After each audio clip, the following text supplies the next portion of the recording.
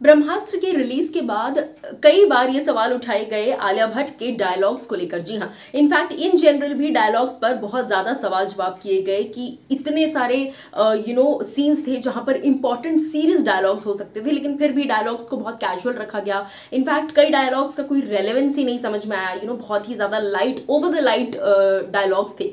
लेकिन इन सभी चीजों के बीच एक डायलॉग ऐसा था जो कि टेक्निकली डायलॉग नहीं, एक ऐसा चीज था जिसको लेकर आलिया भट्ट को सबसे ज्यादा ट्रोल किया गया, और वो था शिवा शिवा एंड शिवा। जी हाँ, शिवा शिवा जिस तरीके से बार बार आलिया भट्ट ने पूरी फिल्म के दौरान किया है, उस चीज पर जनता ने आपत्ति जताई थी। जनता ने कहा कि यार आलिया भट्ट को literally, Alia Bhatt is currently the number 1 actress talent wise भी और फिल्म्स रिलीजेस वाइज भी। ऐसे में किस तरीके से आप ये कर सकते हैं कि आप सिर्फ और सिर्फ इतना ही दे रहे हैं, आलिया की पोटेंशियल को एज एन एक्टर आपने यूज नहीं किया। जिसके बाद मैं आपको बता दूं कि पहली बार रणबीर कपूर वाइफ आलिया भट्ट के सपोर्ट में आए हैं और उन्होंने इस बात का जस्टिफिकेशन दिया है अयान मुखर्जी के स्टाइल में। Well, hello guys and welcome to FIFA फूज। मैं हूं ज्योति नाहक।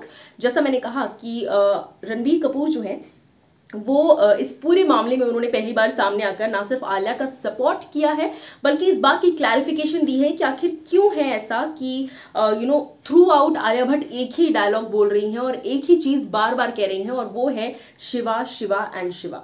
वेल, रिसेंटली मैं आपको बता दूं कि जैसा मैंने कहा, रणबीर कहते हैं we all want to tell the audience, जो हमें ट्रोल कर रही है इस शिवा शिवा के लिए, we all want to tell the audience that Alia and I always asked Ayan कि यार इतनी बार शिवा शिवा बोलने की क्या जरूरत है। ये सवाल जनता की तरह हमारे जहन में भी था। हमने भी अयान मुखर्जी से, जो हमारे डायरेक्टर हैं, यही सवाल उनसे पूछा था, जिस पर अयान ने कहा था, हमने पूछा था कि यार मुझे पता है मेरा नाम शिवा है, उसको पता है उसका नाम ईशा है, why do we have to keep saying it.